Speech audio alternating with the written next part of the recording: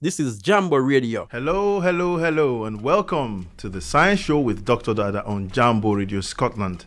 Of course, as you know, on this show, we explore the developments in science and technology and how these affect our everyday lives. And that's why on today's show, we'll be having a very interesting topic, and that is virology. Yes, indeed, virology is something that's affected every one of us in one way or the other over the last few years, hasn't it? And it will be interesting to learn more about that. And indeed, the question for the week today is virus outbreaks, what does the future hold? So I'm sure we want to know the answer, at least have a clue as to what science is telling us about the answer to that question. And of course, I am your host, Dr. Adetunmise Dada. I'm a lecturer in optics at the University of Glasgow, and I'm the anchor for this show. And this is the Science Show on Jambo Radio Scotland. And don't forget, you can listen to us on DAB, that is with your digital radio, anywhere you are. And you can also listen to us and watch us live at jamboradio.co.uk. And also don't forget, episodes are uploaded to YouTube on our Jambo Radio Scotland YouTube channel. So you can catch up with past episodes there as well. Fantastic. So let's just do a quick run through to whet our appetite for what we're going to be enjoying on today's show.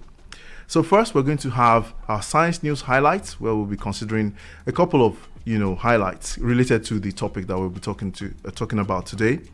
And then we'll be getting to the first part of our interview with the special guest we have in the studio with us today. We will be talking about virology, of course, and we'll be having a discussion on the question for the week, which is, once again, virus outbreaks, what does the future hold?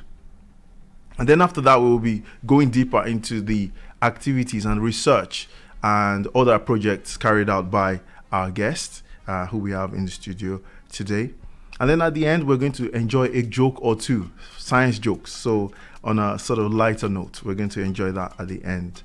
So we look forward to today's show, and please stick around. I'm sure you'll enjoy the fun that we will be enjoying at the end of the show today as well. So just now, let's have a quick introduction of our guest. So today, we have a virologist with us in the studio, an academic, and also a doctor, so in the field, active in the field as well. She's Dr. Anthonia Ho. Welcome to the show, Tony. It's really nice to have you here. Thank you very much. I'm delighted to be here, so thank you for inviting me. Great. I hope I'm saying your name correctly. Yeah, that's right, but everyone calls me Tony, so just call me Tony. Good. Fantastic. So are you, is the name Chinese, the origin of the name? I'm from Hong Kong originally, but I see. I am pretty much Scottish because I have lived in Glasgow on and off for over 30 years. Oh, wow. Fantastic. Wow. Interesting. So what sort of language do you speak? Is it Cantonese? Cantonese. Yeah. Okay. So in the coastal areas, it's mostly Cantonese that's spoken. Right. So that's what I speak to my family. Fantastic. Great. So you're a clinical senior lecturer at the University of Glasgow. That's right. And you're also a consultant in infectious diseases. So we'll be hearing a lot more about what all that's about in the course of the show. But it's just really, really nice to have you with us. So now we're going to go into the science news highlights. Before we go into that, just another reminder of the question for the week, and that's virus outbreaks, what does the future hold? So we'll be opening the lines after the science news highlights, where you can call in and tell us what your opinion is on the answer to that question. So you can join in on the discussion that way as well. So that would be great. So just a couple of highlights. As I said earlier, the highlights will be, a little bit related to the topic we'll be talking about today. So the first one is something you maybe heard as well. COVID cases rise as 1 in 37 has the virus in the UK. So that's maybe a little bit concerning as the winter is approaching, but we'll maybe talk a little bit about that when we discuss on virology and virus outbreaks. Another headline says, COVID, life expectancy still down in many countries. So this is from the BBC. So I'll just sort of highlight a few of the points there. It says life expectancy has been slow to rise again after the shock of the pandemic, according to new research. So this, it says data on registered deaths from 31 countries show few recovering in 2021 and many seeing further declines. Countries that rolled out the vaccines quickly to all age groups have generally bounced back faster. Life expectancy in England and Wales rose slightly in 2021, while in Scotland and Northern Ireland it fell further, the researchers said. So the paper from the University of Oxford and the Max Planck Institute for Demographic Research is an update to research from last year, which found the pandemic caused the biggest global drop in life expectancy since World War II. Wow, that's really massive, isn't it? But yeah, that's just something to think about, a headline there from the BBC. You can read more about that story from the BBC News website. The next headline, anti-bird flu measures in place across Great Britain. That seems a bit scary, like not again, bird flu again. Well, it says bird keepers in England, Scotland and Wales must implement strict biosecurity measures to stop bird flu spreading, the government has announced. The Department for Environment, Food and Rural Affairs introduced the measure amid the country's largest ever bird flu outbreak. It follows regional indoor housing measures introduced last week in Norfolk, Suffolk and parts of Essex. The risk to human health from the virus remains very low, the government said. That's quite interesting. I think the first time I heard about bird flu was when I was in Lagos. And I remember then being so scared, of birds. It was very, very scary back then, but it's just interesting that this is coming up again now. But maybe we'll get some insight on that as well during the course of the show. Another headline, Uganda battles to contain spread of Ebola. Ugandan authorities are in a race to stop the spread of the deadly Ebola virus that has killed at least 19 people. Ugandan authorities declared an outbreak of Ebola last month after 54 people were infected by the virus. At least 19 people have died, including 4 health workers, since September 20. The first case in the capital, Kampala, was recorded last week. So there's a lot more on that story, of course. So that's another virology or virus outbreak kind of related story that is in the news. Now, on something slightly different, just because we covered this a couple of weeks back as well, NASA says that mission succeeded in shifting asteroids' orbit. So remember on the last episode of the show, we talked about NASA's mission to crash a spacecraft into an asteroid. In fact, a smaller kind of asteroid circling a larger one. And now they've confirmed that actually that shifted significantly the orbit of that asteroid, the smaller one, around the bigger one. And hopefully that's a way to, prove that, in fact, this planetary defense system is something that hopefully will work to defend Earth sometime in the future. Anyway, let's get back to our topic for today, and that's virology. So now we've come to the first part of our interview, our discussion with Dr. Anthonia Ho. So once again, it's really great to have you with us in the studio. This is something I've been wanting to cover on the show for a long time, for obvious reasons, right? Virology, virus outbreaks is something that seems to be still ongoing as a crisis in the world. So, but before we get into the discussion on that, we'd just like to get to know you a little bit. We'd like to know about your background and your, early life, your early sort of education, how you came about to being in Glasgow and in Scotland. So maybe you could start us off on that. Yeah, sure. as I said, I'm from Hong Kong originally, and I have parents who both have science backgrounds.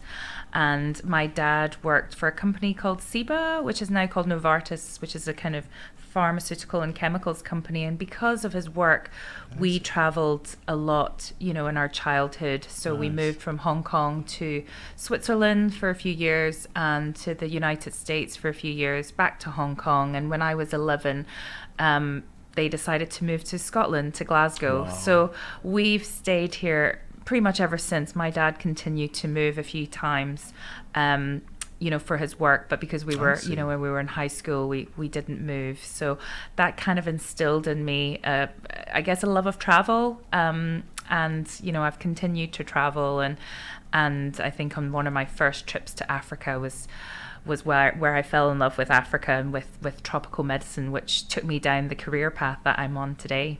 Wow, that's fantastic. Yes, I do agree. Travel kind of grows on you, doesn't it? That's fantastic. That's interesting. So your early school then was partly in Hong Kong. I see.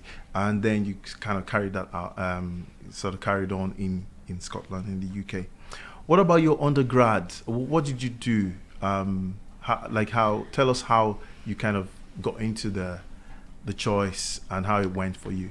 It's a funny story. I was always, when I was a child, I always wanted to be a maths teacher.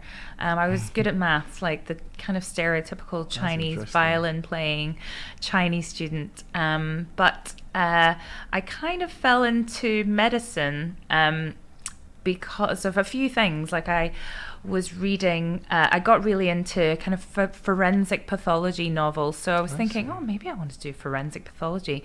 And one of my good friends at school, she wanted to become a doctor, and you have to do work experience. And so I spent my work experience partly in a forensic pathology laboratory, but also spent a week shadowing doctors, GPs. We did some surgery. I got to observe some surgery, and actually I found that I was really interested in kind of spending time with people, and I realized I wanted to enter a profession that allowed me to. It's kind of problem solving, being a doctor, and so that's how I ended up doing medicine, and I actually studied at Glasgow University for my medical degree. Wow, that's fantastic. That's really, really interesting. I thought it was really interesting that you started with maths. Yeah. And it seems, well, correct me if I'm wrong, but it seems to be the case that a lot of people who go into medicine tend to say, maybe I would have done the physical sciences if I was good at math. But it's interesting that someone who actually had the love for math kind of, decided to then, for other reasons, go into medicine, which is interesting. So when it comes to your career in academia, which came first? Were you first an academic and then went out into the field, or did it kind of happen at the same time?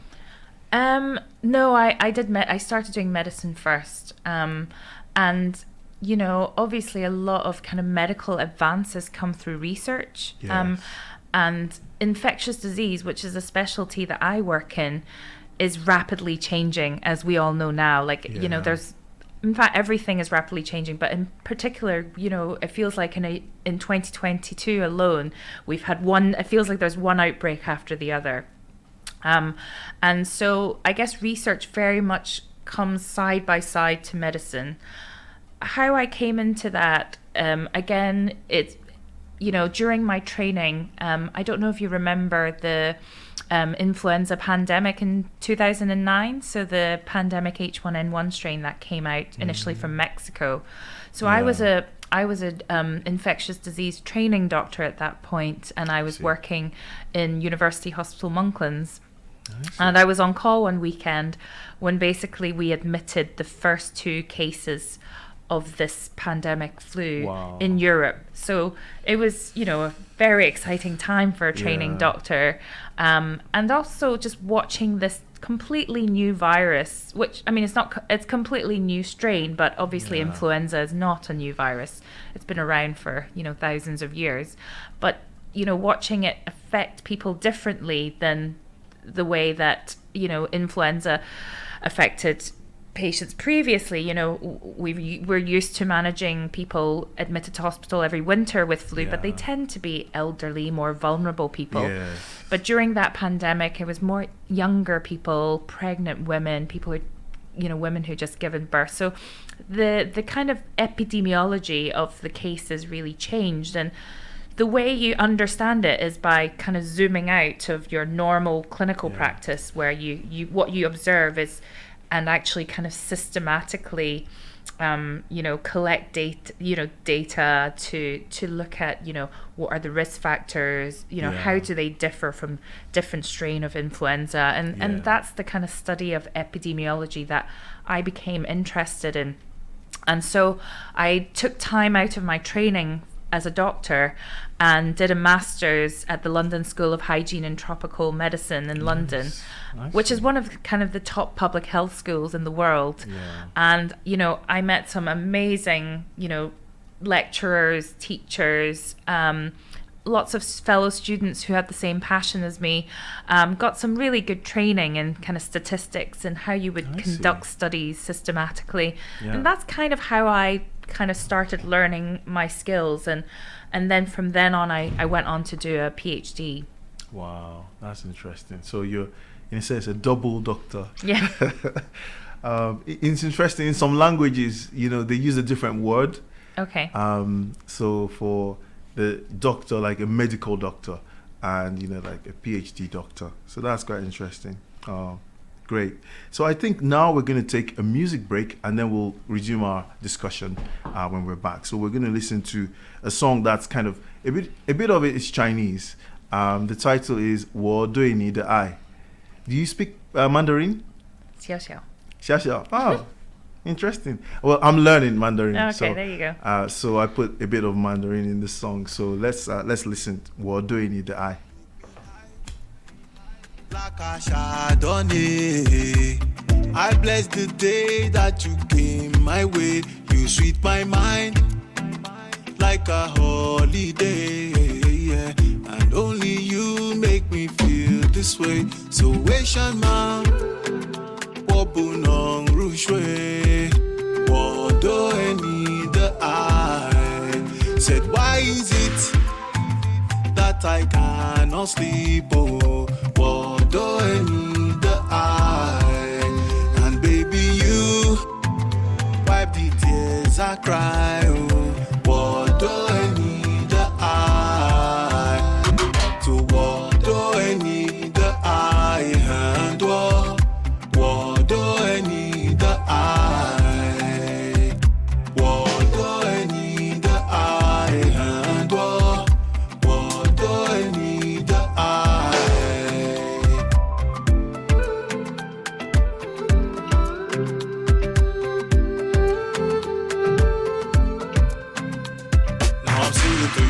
Baby, and I hope that you like my song, cause I've been waiting for you, my darling. I've been searching for you for long. Now that I've got to know you, there cannot be another one. So there's no more pretending, honey. It is you who have changed my world. So Asian man, what should you do, John? What do I need the eye? So why is it that I cannot eat? What do I need the eye? Cause mayoni, what book I sing? What do I need the eye? So what do I need the eye? And what do I need the eye? What do I need the eye? And what do I need the eye? Now I'm singing to you, my baby, and I hope that you like my song, cause I've been waiting for you, my darling. I've been searching for you for long, cause now that I've got to know you. Great. So this is the Science Show with Dr. Dada on Jambo Radio Scotland, broadcasting from the city of Glasgow, and that was Wo Doeni the Eye. So I just thought it would be nice to have a little bit of Chinese in today's show. So great. So let's carry on our discussion, our interview with our guest, Dr. Anthonia Ho. And perhaps, Tony, would you like to tell us a little bit more about your PhD? So what did you research during your PhD? So my PhD was based in Malawi. I first visited Malawi during my medical training. So I think I was about 20 at the time, a third year of medical school. And during your training, you have to spend some time either at home or abroad working in a hospital. And a bunch of my friends and I decided, we literally spun a globe and just stuck our finger on it. Wow. And I mean, Malawi is just somewhere below the equator. So it was there, you know, the internet wasn't up and really, Google wasn't up and running at that point. So we just phoned international directory inquiries, found the name of the main hospital there, and contacted the hospital director and said, you know, can we spend a couple of months in your hospital? And they said yes. So, you know, 6 of us went along. We went to the kind of main government hospital in the capital city, which is Lilongwe. And I spent my time in pediatrics, and it really, I mean, it was a real shock to the system. I know we moan about the conditions of the National Health Service, but, you know, Malawi is one of the poorest countries in the world. And in 1999, it was really the height of the HIV epidemic. At that time, they didn't have access to antiretroviral treatments. So it was really heartbreaking. There were barely any facilities, number of children sharing beds. And on my first day, I actually saw, you know, a number of kids dying. And, you know, that was something I'd never witnessed as a medical student. But that whole time really left a big impression on me, and I guess kind of really stoked my passion for tropical medicine, global health.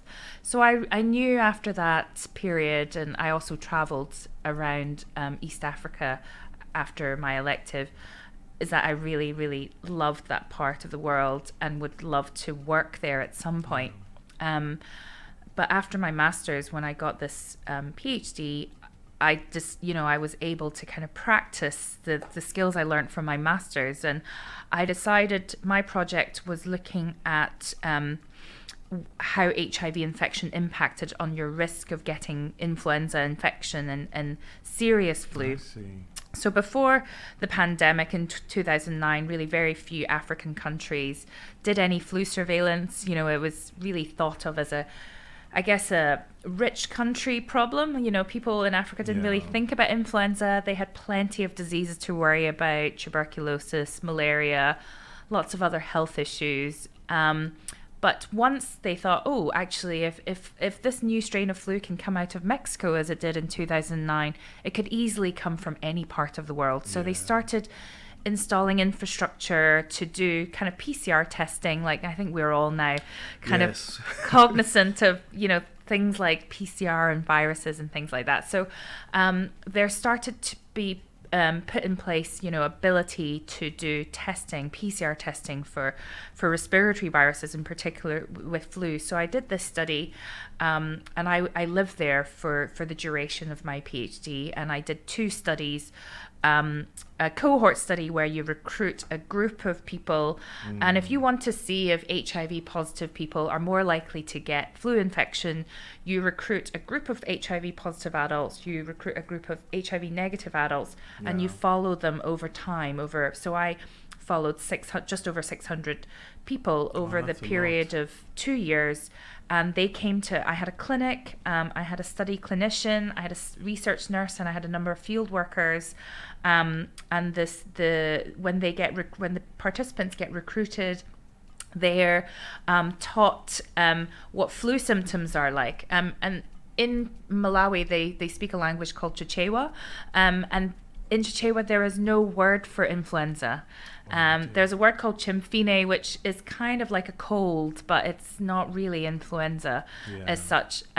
So, you know, like educating them on kind of what flu-like symptoms are. And some of those symptoms like fevers, shivers, muscle ache, headache are very similar to malaria. So actually, you know, malaria is on top of everyone's minds in Malawi and many African countries. So we taught them to come to see us in the study clinic, and we would take a swab and see if they had flu or other respiratory viruses. And they also came to our clinic every couple of months for checkup, and again for another swab to see if they might carry it asymptomatically. Yeah. So we followed this group of people over 2 years. And actually, our study concluded that, in fact, HIV positive individuals had a 3 times increased risk of flu. I also did another study where we recruited people with flu, pneumonia, and people with just mild flu. And we also discovered that people who have HIV infection have a 5-fold increased risk of serious flu, so being admitted to hospital with pneumonia and flu as well. So, clearly in this setting, having HIV infection is a risk factor. And, in the UK and in many other countries, we have flu vaccine. Not everyone gets it. It tends to be for risk groups as well as, carers or vulnerable people, healthcare workers, people who work in care homes, for example. But it's largely available, and people who are HIV positive are eligible for flu vaccine. However, in Africa, very, very few countries have a flu vaccination program. I think, as far as I'm aware, South Africa is one of the few. I don't know if Nigeria has a flu vaccination program. I don't know. Yeah. Sorry. Nor would you. So, I think this really kind of builds a case to try and, get flu vaccine on the agenda, but it's not easy to do because it's a vaccine that needs to be given every year, and needs, cold chain facilities. So, having studies that demonstrate this risk factor, and we find that flu actually it has been found in up to 1 in 10 people presenting to hospital with pneumonia, and that you can potentially save a lot of lives by giving flu vaccine. So we are continuing to push this agenda, and obviously having surveillance capacity means you're able to detect potentially other viruses that come up, like COVID-19. Yeah, that's great. And you mentioned about the result of your PhD being that you showed that HIV can increase the risk to a person when it comes to flu. But is that just because of the effect HIV has on the immune system? Or is there something more to maybe interaction between the viruses in the body? Yeah, that's a really, really good question. So, it's obviously multifactorial. So it's not, HIV suppresses, attacks white cells in your blood. Yeah. They're kind of soldiers that help you fight infection. So if you're not on HIV, if you're not on treatment, we call antiretroviral treatment, to suppress the virus, then your white cell count, we call them CD4 cells, they drop, and so you're less likely to be able to fight infection, and makes you more vulnerable to a whole range of infections, TB being one of them, but also a whole range of other infections that someone with a normal immune system, a healthy immune system, are not so vulnerable to. But equally, if you're HIV, if you have untreated, so people who are established on treatment, who their virus is suppressed, they pretty much can live have a normal life expectancy. But if you have untreated HIV infection, you can imagine there are other things that could affect your risk of flu. For example, you might be malnourished, you might be thinner and less able to fight infection. You might also have other health conditions. HIV is associated also with heart disease. You might not be able to go out to work as much because you're less healthy, so you might earn less, and that might affect your housing conditions, household crowding conditions. So the studies kind of take into account all these factors, and a really important thing to learn is that the other risk factors we found, like household crowding, and food insecurity, so the inability to get food was also a really important risk factor. These are factors that are very regional specific and will be different from the risk factors that we see in developed or high income countries, and we shouldn't apply the same rules in the US and the UK compared to some African countries. And again, Africa is not one country, it's many, many countries that also may have their own risk factors. Yes, indeed. That's a really, really good PhD. I have to say, it's really nice, real privilege to contribute that much to things. So I think now let's get into the discussions part of our interview. And of course, lines are open now. So if you would like to call in to tell us what you think about the question, virus outbreaks, what does the future hold? Please feel free to do so. But in the meantime, to start off the discussion, we're going to learn more from you about viruses. So for our viewers out there, or listeners out there, what is a virus exactly? How would you describe that in very simple terms? Very simple terms. So actually a virus, it's kind of like a parasite because it can't exist on its own. So it needs a host in order to multiply. So it can be a human host. So we have viruses, obviously, that infect, many viruses that infect human, but also viruses that infect lots of different animals. But it cannot exist on its own or multiply on its own. Well, is it alive? Well, you can ask lots of different people. And obviously, if it's able to multiply, it continues to exist when it can find something to multiply. But because of the way it needs to multiply, it uses a template. You've heard of kind of DNA and RNA, and it uses kind of codes to multiply. And depending on different viruses, if you have to multiply lots of times, you sometimes make mistakes. And certain viruses, when you multiply, you make more mistakes. And that's why viruses evolve. They change their characteristic because they constantly need to multiply. And the more they have to do that, sometimes they make mistakes. So for example, flu, it makes a lot of mistakes. So it changes quite a lot. And because of that, you need to update the vaccination strains in the vaccine every year. Whereas other viruses, I'm trying to think of examples. For example, measles. Most of us have had their MMR vaccine, and we usually get a childhood course of vaccination, and you never have to get another dose of vaccine again. Whereas flu, it's very good at mutating, as in being a different strain to the one that you have previously. And because of that, we need to give annual vaccines. I see. Yeah, it's interesting. I've always been fascinated by viruses, and the fact that to me, a virus just seems like an algorithm, like a piece of code. It is. That is what it is. Yeah. So it's interesting because the last episode of the show we talked about algorithms. Oh, okay. so I'm kind of carrying that, tying the strings there. But a virus seems like almost like a piece of code that just has, in the right conditions, starts to get to work and replicates itself and does damage and does all these things. But yeah, it's just interesting. So as to whether viruses actually are alive, as an organism as such, I don't know.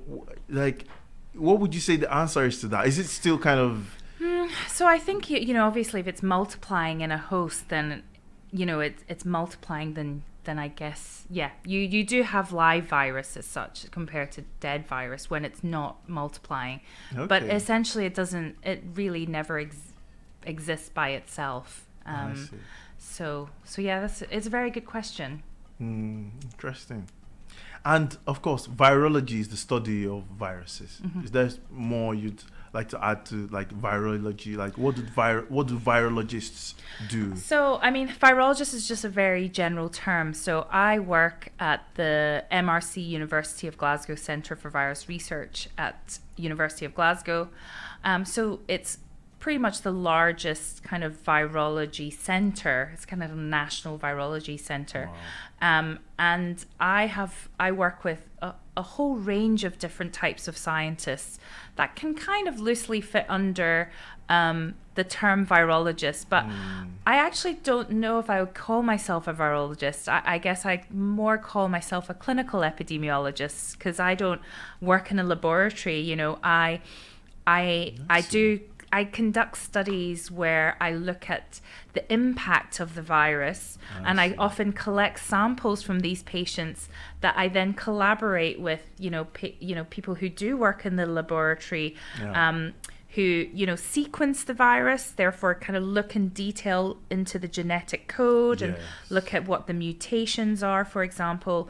I also work with other colleagues who are viral immunologists, so looking at people's immune response to either natural infection or vaccine response. So, during COVID, we have done a study, a big study in Malawi, looking at the antibody response to SARS-CoV-2 over the time period. We also have colleagues who look at the structure of a virus, because we now have amazing, really detailed microscopes that can really look into. I mean, viruses are fascinating. And one of my colleagues have actually kind of generated cutout art of viruses, and I can direct you to that website where people, and we can get children involved in trying to understand virus structure. They're beautiful. They look like kind of snowflakes, and they're really intricate, and they're also they're sneaky things, like they've persisted for thousands and millions of years because they can adapt. And we've seen how SARS-CoV-2 as a virus has adapted in the last 2.5 years, despite everything that we throw at them, like, physical distancing, vaccines, but it's still here. And as you said in your news headline, it looks like case numbers are going up again. So all of us are kind of bracing ourselves for wave number, I've lost count, maybe 5, 6, Indeed. And it kind of ties in with the question I was going to ask you next, which is, obviously there's been the COVID pandemic, there's monkeypox, outbreak, and there's Ebola now in Africa. And it just begs the question, what do you think about the future of virus outbreaks? Is it something that we'll always kind of have to be, afraid of, or something we'll always have to prepare for, or do you see it improving over the longer term in future? I think it's both. I think it will be around for a very long time. I think we're also more aware of it, and we have better ability to find it, in terms of the discovering viruses and the way we can look for viruses. Before you would have to grow it on a petri dish, and now we've developed molecular techniques. We've developed things like PCR tests and now sequencing. So the way we discovered SARS-CoV-2 was through kind of metagenomic sequencing. So PCR tests, you're doing a test against a known target of a virus. So you have to know that a certain bug is there to look for it. Whereas metagenomic sequencing, we call it unbiased sequencing, where it basically breaks down, like a sample, it breaks down the genetic code and kind of tries to map it to a enormous library of all known living things. And so we are able to kind of map, the thing that it's closest to, if it's a completely new virus or bacteria, for example. So our ability to find new viruses has improved.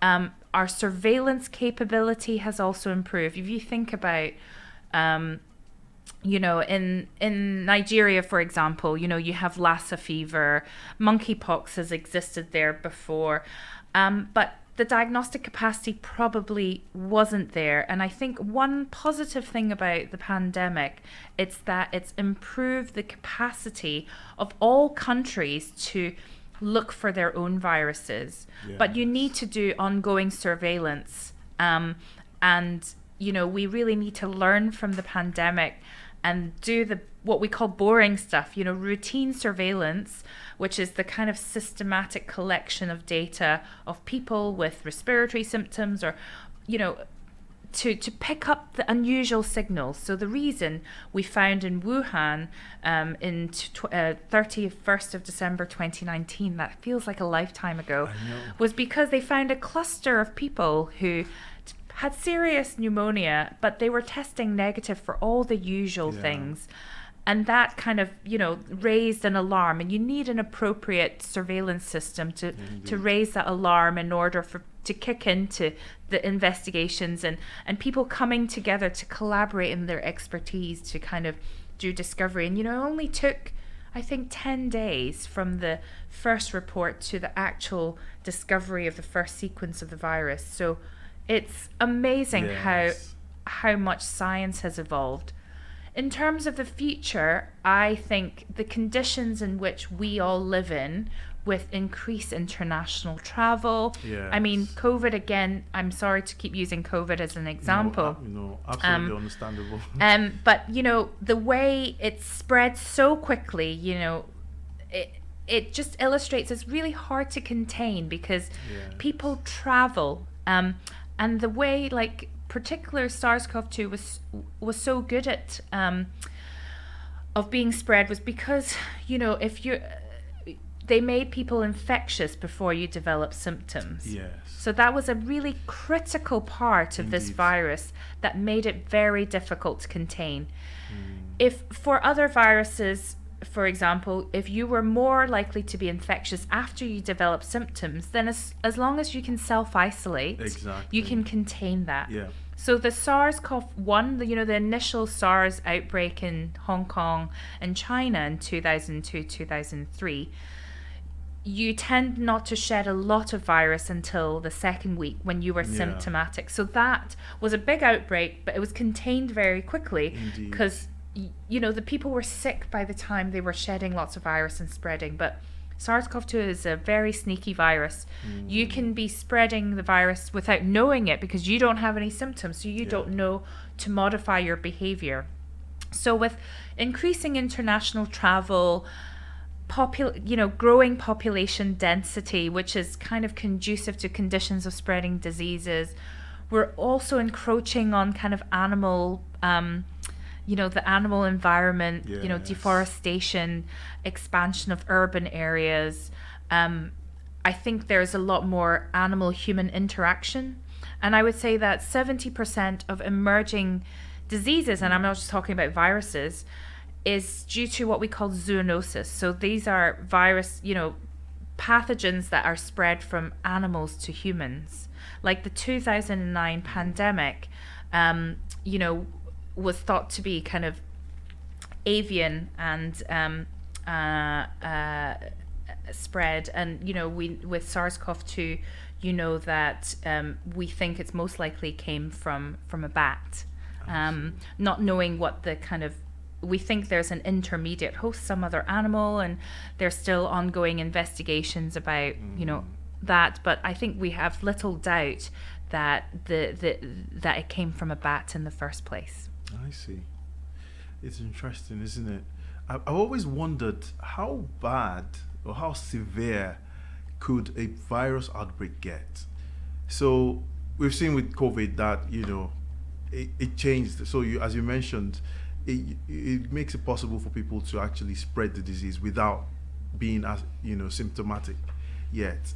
But could there be other kind of sort of virus mutations or viral flu outbreaks that mean that people could even have worse experiences in terms of the ability to spread the disease and the severity of the disease? I think there are two ways about this, because I think it could be serious in different ways. And thinking of Ebola as an example. Yep. So Ebola, if you have it, tends to have very serious consequence. Like the mortality rate is very high. Yeah. So in that sense, if you get it, it's very serious. But generally, if a virus is good at killing their host, then it's not a very intelligent virus. Yeah. Because actually a clever virus is one that you make them sick and then you make them sneeze or cough over someone else so that you can carry on living, as you were saying about a living virus. Whereas a virus that Ebola, it's more the transmission is more close contact. Yeah. And that's why healthcare workers that have close contact with patients and bodily fluids are often very vulnerable. But also, it's very good at killing the host, then it doesn't give an opportunity. Remember, a virus has to inhabit a host in order to divide. So in that sense, it depends how you define serious in terms of killing people, but then you limit its ability to spread. Maybe. Yes. Whereas, I would say COVID pandemic was very serious because, it infected lots of people and not able to protect, vulnerable people also got it. And so, billions of people have had COVID and now multiple times kind of thing. So it depends on what you think is serious, but I would say a more clever virus is able to spread it to more and more and more and more people and make them ill and give them symptoms that help them spread again. I see. Well, let's hope that, nothing like COVID comes again, but we'll have to see how it goes. Anyway, I think we'll maybe explore just briefly some of your other interests now, if that's okay. Of course. So would you like to tell us, do you have, hobbies and what they are? I didn't think this was a program that asked about hobbies. I obviously really love traveling, and I do a lot of sports. So in the winter, I really enjoy snowboarding.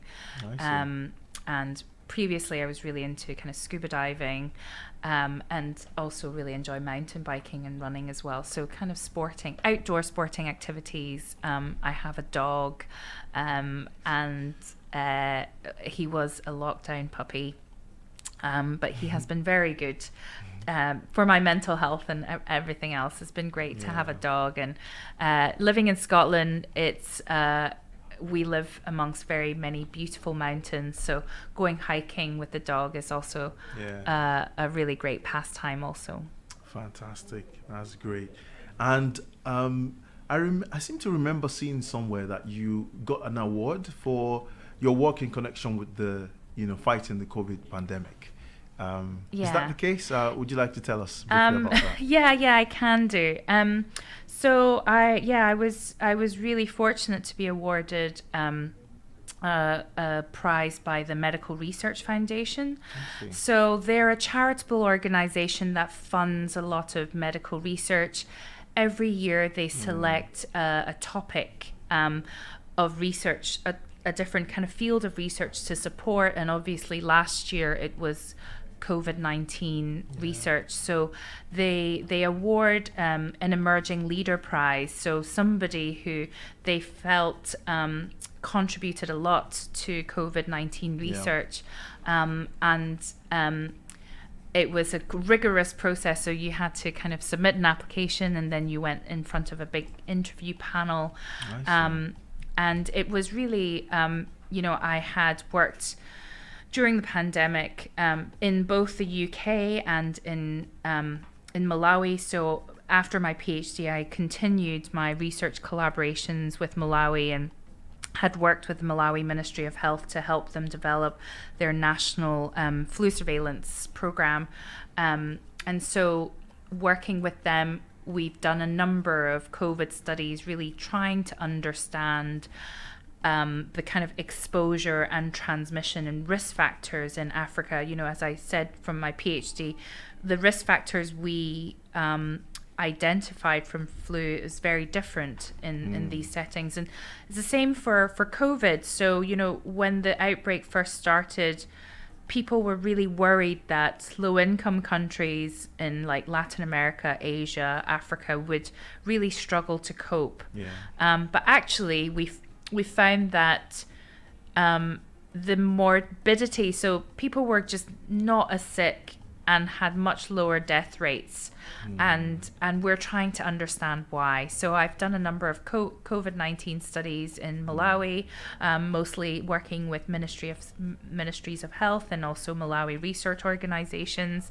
And in the UK, I was also involved with recruiting for one of the world's kind of largest prospective cohort study. So we recruited in excess of 300,000 hospitalized COVID-19 patients and done a number, we generated enormous amount of new information about how people present, their kind of patient journeys, learned a lot about, their characteristics, types of bacterial co-infection, collected biological samples to understand any host genetic factors that might affect. So this was a huge body of work as well. We're gonna have to round up. Oh right, yes, okay, because of time, but no problem. We can carry on our discussion after the show. But just finally, do you have a science joke that you?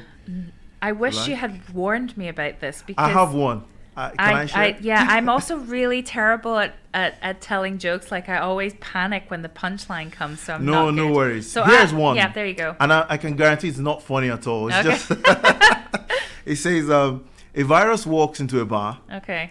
The bartender says, "We don't serve viruses in this bar," and then the virus replaces the bartender and says, "Now we do." Well, that's playing on the fact that viruses can reconfigure things in the body. Yes. And, Anyway, so, that brings us to a close on this week's edition of The Science Show with Dr. Dada on Jambo Radio. And remember, if you'd like to keep your eye on the happenings in the world of STEM, this is the place to be. And we'd like to thank you for listening to this week's edition. We'd also like to thank our guest, Dr. Anthonia Ho, for visiting us today. So tune in next week at the same time for another exciting edition of The Science Show with Dr. Dada. Until then, stay curious.